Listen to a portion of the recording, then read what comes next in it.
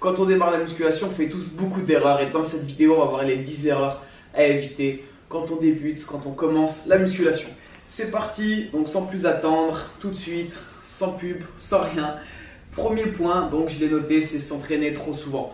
Souvent quand on démarre justement la musculation, on a tendance à y aller tous les jours de la semaine, au moins 6 fois par semaine, et à vouloir s'entraîner vraiment beaucoup, parfois même 2 fois par jour. J'ai même vu des jeunes, voilà, ils démarraient, ils venaient le matin, ils me disaient je reviens ce soir, je refais les abdos et le cardio. C'est bien, c'est plein de bonne volonté, mais le problème c'est que c'est le départ, que souvent on va avoir tendance à se fatiguer un petit peu et que par la suite la motivation elle va s'estomper parce qu'on y a été trop fort. Démarrer un peu moins fort, peut-être que 3 séances par semaine, et vous verrez que ce sera beaucoup plus facile à tenir sur le long terme, et donc ce sera efficace et vous aurez des résultats. Deuxième point, c'est un peu la même chose, c'est s'entraîner trop longtemps. S'entraîner plus d'1 h 15, c'est trop. 1 h 15, on va dire 1 h 30 si vous comptez l'échauffement, les étirements et un petit peu de cardio. C'est vraiment beaucoup déjà, ça suffit. Ne faites pas des séances de 2 h 30, 3 heures, c'est beaucoup trop. C'est la même chose si on s'entraîne trop souvent, vous allez vous épuiser, vous n'allez pas avoir envie de revenir à la salle. Et en plus, ça vous prend une grosse partie de la journée, donc vous allez tout le temps un peu y penser le soir, après le travail ou après l'école. Il faut que j'aille faire 3 heures encore de séance ou quoi. Donc qu'est-ce que vous allez faire? Au bout d'un moment, vous allez avoir envie d'arrêter, sauter une séance, 2 séances, et petit à petit, vous allez complètement lâcher. Troisième erreur très fréquente chez les débutants en musculation, c'est faire des exercices d'isolation. J'ai fait cette erreur, donc c'est pour ça que je vous donne ces conseils pour ne pas la faire. C'est faire des exercices d'isolation. Par exemple, si vous voulez faire les pectoraux, faites des exercices complets, globaux. Quand on dit polyarticulaire, ça veut dire que ça met en jeu plusieurs articulations. Par exemple, l'épaule et le coude. L'avantage, c'est que ça va aussi solliciter plusieurs groupes musculaires. Donc l'exercice, l'entraînement, il sera plus intense et vous aurez une meilleure réponse et donc vous pourrez plus facilement construire du muscle, ce qui va faire que vous serez plus facilement motivé et donc plus facilement musclé. Non, vraiment, c'est que les exercices d'isolation, c'est bien, mais plus en fin de séance. Et quand on démarre la musculation, des fois on a fait beaucoup, ça rejoint un peu les 2 premiers points, c'est-à-dire que vous faites des séances très longues parce qu'il y a beaucoup d'exercices d'isolation et c'est pas forcément efficace, ça génère de la fatigue, ça génère moins de résultats. Il faut vraiment que ce soit un complément de votre séance, mais ne vous tuez pas sur des exercices. Par exemple, des fois je vois faire même des trapèzes, les gens ils font des shrugs, ils font 50 séries de shrugs, ça sert à rien, c'est vraiment une isolation sur les trapèzes.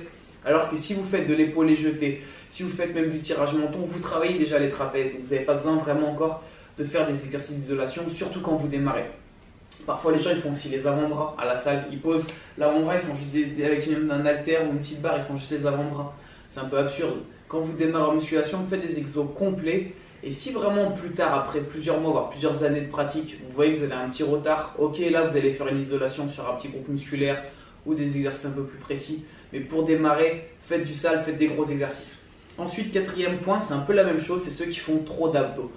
Quand on démarre, le premier objectif souvent, puisqu'on on est jeune, c'est aller à la plage, aller à la piscine avec la tablette de chocolat, donc on se tue aux abdos. Déjà parce que les gens ils pensent qu'en faisant des abdos, on perd le gras du ventre, chose qui n'est pas vraie. D'accord, vous ne pouvez pas cibler, c'est parce que vous faites des abdos que vous perdez le gras du ventre. Ça, je pense qu'on vous l'a dit très souvent, mais en gros, le corps ne cible pas. Sinon, quelqu'un qui fait du vélo ou un marathonien, il pourrait être fin des jambes et avoir un gros haut, avoir un gros ventre. Alors, vous voyez bien que ce n'est jamais le cas. Donc, vous ne ciblez pas la perte de poids. Et en plus, faire beaucoup d'abdos, donc c'est pas efficace pour éliminer du gras parce que ce sont des petits groupes musculaires. C'est un petit groupe musculaire qui consomme peu de calories. Et en plus, du moment où vous avez du gras dessus, vous pouvez faire tous les abdos que vous voulez, vous n'avez quand même pas la tablette de chocolat apparente. Donc, ça veut dire qu'il faut faire d'autres exercices. Si vous faites une séance d'1 heure, il faut faire 50-55 minutes d'autres exercices, comme je vous ai dit, polyarticulaires complets. Donc ça va être quoi? Squat, soulevé de terre, rowing, T-bar, des tractions, du développé couché, du développé incliné. Voilà, pour les principaux exos par exemple.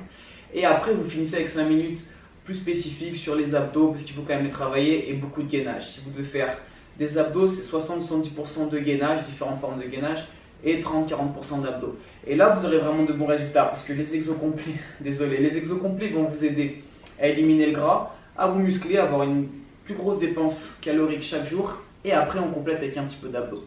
Ensuite, cinquième point, là on a parlé surtout muscu, une des erreurs très fréquentes, c'est de mal manger.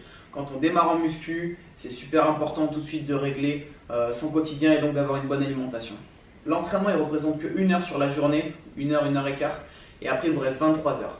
Et c'est important pendant ces 23 heures de bien gérer votre quotidien et surtout de bien manger. Si vous mangez mal, vous enlevez 80-90% des résultats de la muscu. Et ça nous emmène tout de suite au point 6 suivant. C'est un peu la même chose, c'est bien récupérer, bien dormir. Si vous mangez bien, que vous vous entraînez bien pendant quelques temps, mais que vous avez une mauvaise récupération, vous sortez tard le soir, que vous buvez de l'alcool, vous faites la fête et que donc du coup vous récupérez très peu, vous allez être en surfatigue et donc du coup vous allez très vite stagner et forcément vous allez arrêter parce que vous allez plus pouvoir suivre régulièrement les séances. Bon, j'ai fait une petite pause pour respirer un peu parce que j'essaie d'enchaîner et j'avais pas respiré pendant 8 minutes à peu près. Bon, 7e point, c'est suivre les conseils ou vouloir imiter des anciens de la salle ou des gens qui ont un niveau différent du vôtre. Alors pourquoi je dis ça? Parce que parfois je vois des débutants qui arrivent et qui vont vouloir faire la même chose, soit qu'un ancien leur a dit, mais c'est pas parce que lui le fait qu'il a eu des résultats que c'est forcément la meilleure méthode. D'accord, on a tous vu dans les salles des gens qui faisaient très mal certains mouvements, qui étaient même dangereux pour le dos ou quoi. Ils ont quand même des résultats, mais parfois ils risquent de se blesser. Alors ça arrive pas à chaque fois, bien sûr c'est pas parce que vous faites un mauvais soulevé de terre que vous allez vous blesser dans 100% des cas, mais vous prenez un risque. Et aussi, il y a certains coachs qui vont vous donner des mauvais conseils, ou en tout cas certaines personnes. Coach, ça arrive, parce que je l'ai déjà vu. Une fois, moi j'étais dans une salle, un débutant qui arrive et qui fait du squat. Le coach il vient et il lui dit écoute, sur les squats il faut descendre jusqu'en bas. Donc il faisait un peu moins que des demi-squats. Donc c'est vrai qu'il pouvait descendre un petit peu plus bas. Et le coach il lui dit il faut descendre jusqu'en bas. Donc moi je regardais, je disais rien et tout. Il le fait descendre jusqu'en bas, sauf qu'en bas du dos il arrondit. Et là le débutant il a une bonne réaction, il lui dit j'ai l'impression que ça me tire un peu en bas du dos, je pense que le mouvement c'est pas très bon pour moi. Il lui dit non t'inquiète pas le coach, j'ai pas mis très lourd, fais le mouvement, tu vas t'habituer et ça va passer. Pourquoi il disait ça? Parce qu'il partait du principe qu'il allait gagner en souplesse et qu'il allait pouvoir descendre jusqu'en bas. Mais c'est sur ce moment-là, il n'a pas été très intelligent et surtout il n'a pas été un bon coach parce qu'il le mettait en danger et que du coup c'est bien plus risqué. Si vous n'avez pas une bonne souplesse articulaire, notamment pour faire des squats complets, travaillez d'abord la souplesse en parallèle de vos séances et plus tard vous pourrez descendre un petit peu plus bas. Mais ne faites pas ce que quelqu'un est capable de faire. Moi je vois des gens qui sont capables de faire le grand écart, je ne sais pas de faire le grand écart comme ça sans échauffement, m'arracher, j'arrive pas à faire des squats complets, pour l'instant j'en fais pas. Si par la suite je suis un peu plus souple et je suis capable de le faire, bien sûr que j'en ferai. Voilà, il faut savoir adapter un petit peu. Pas parce que vous voyez un ancien qui fait des séances particulières que vous arrivez, vous devez faire exactement la même chose. Et ça rejoint aussi le fait de ne vous entraîner pas trop longtemps. Moi je vois plein de personnes qui s'entraînent 2 ou 3 heures qui vont dire aux débutants fais comme ci, fais comme ça, machin, ils vont les cramer et au final ils vont arrêter. Donc pour moi ça c'est une erreur qu'on voit très fréquemment et c'est aussi pourquoi les gens n'arrivent pas à s'accrocher en muscu.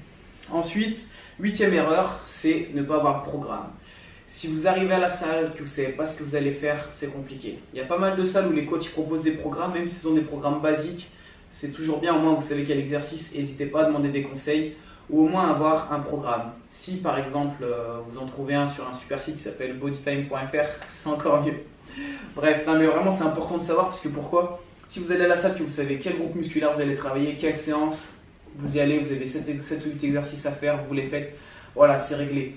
Alors que si vous arrivez, que vous ne savez pas quoi faire, que vous traînez un peu, vous allez commencer à discuter, vous allez faire un peu un exo, vous n'allez pas vous arracher, et c'est comme ça que vous n'aurez pas de résultat, que vous pouvez en plus vous blesser, et donc que vous allez arrêter la muscu. Enfin, 9e point, pareil, ça se rejoint encore un petit peu, c'est ne pas s'échauffer. Si vous démarrez la séance que vous n'êtes pas échauffé, les premières fois peut-être que ça ne craint rien, mais petit à petit vous allez toujours prendre un risque et vous risquez de vous blesser, donc d'arrêter la muscu, et c'est ne pas s'étirer.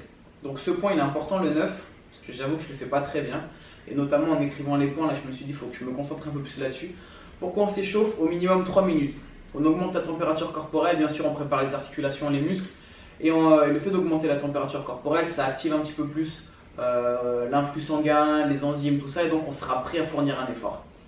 Au niveau articulaire, au niveau musculaire, on sera également prêt. Les tendons sont préparés, on va dire, à forcer ou quoi. Si vous échauffez pas assez, vous pouvez faire 1 ou 2 séries par exemple au coucher et d'un coup vous allez vouloir poser les haltères ou quoi et c'est là un étirement un peu fort pour faire une déchirure du muscle ou une douleur à l'articulation. Ensuite, pourquoi s'étirer?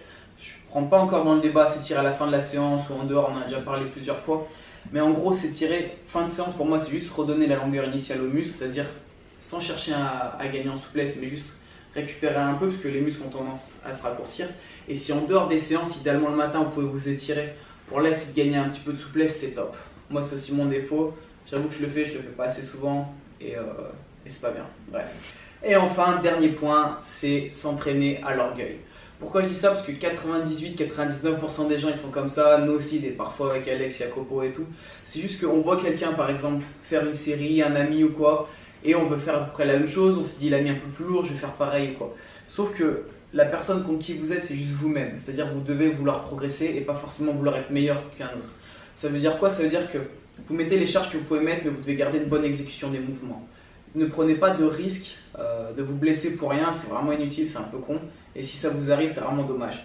Donc voilà, vous devez toujours faire attention de garder une bonne exécution. Après, bien sûr, quand vous aurez fait quelques semaines, quelques mois d'entraînement, si vous arrivez à être bien gainé, vous pouvez vous servir de l'élan sur certains mouvements, sur le dos, tout ça. Parfois on le fait. Dans les traîneaux, on explique que du moment que vous êtes bien gainé, que le dos reste à plat, vous n'avez aucun danger. Juste, ça ne doit pas être la majeure partie de votre entraînement sur ces exercices-là. Et surtout, encore une fois, il faut penser à gainer et à vraiment prendre de risques et à ne pas vouloir faire mieux qu'un autre, mieux que votre pote ou quoi. C'est vraiment vous contre vous-même. Bref, j'espère que cette vidéo vous a plu. Juste dernier conseil, donc 10 erreurs à éviter et le plus important, c'est la consistance. C'est-à-dire que soyez régulier, ne partez pas trop fort, mais voilà, visez sur le long terme. Plusieurs mois, plusieurs années, vous verrez qu'après, on n'a plus du tout envie de lâcher. Je vous dis à très vite. Si vous avez des questions, mettez en commentaire, j'essaie de répondre au maximum. Et surtout, d'ici là, gardez la pêche.